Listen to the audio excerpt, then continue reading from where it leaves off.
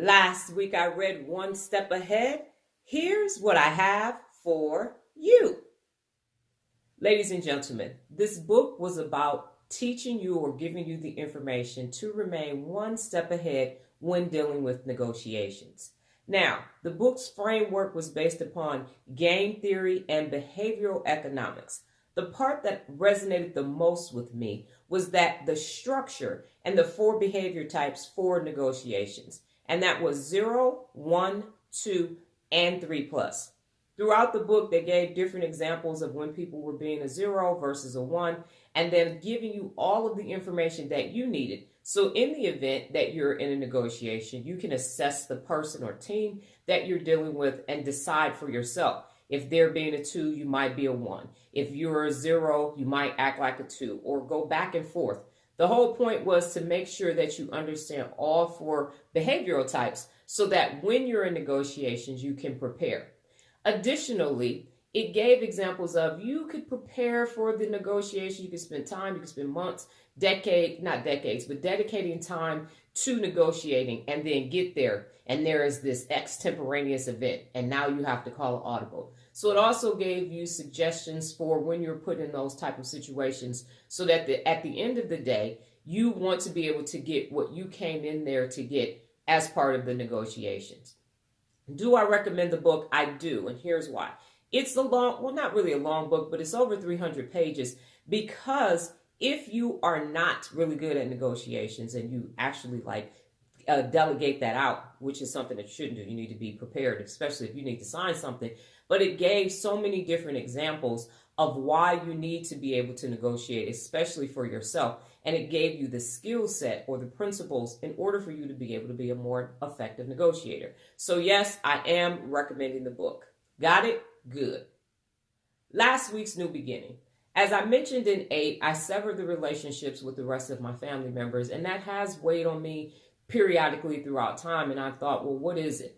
And the reason why I severed those relationships is because they weren't based upon the principles of daily personal accountability. Most of the relationships I inherited just by being born into my family.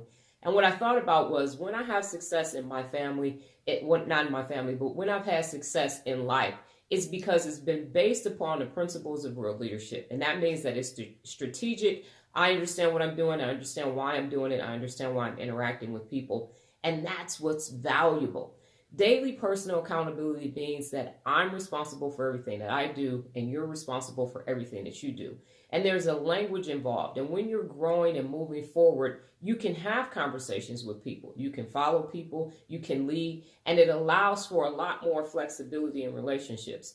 My relationship with my family and my friends in the past was based upon how they meet you is how they're going to treat you. And don't you dare try to change or grow or go beyond that. And you got to accept them for who they are, and they're not going to change. And none of that is healthy. None of that has anything to do with a growth mindset. And you can't get to best if you have people sitting in some hot ass mess. Does that make sense? So last week, every time I find myself thinking about, well, did I do everything I could do? Should I go back? Because family is important. And what I realized is until we are speaking the same language and I'm speaking daily personal accountability, it's just not going to work.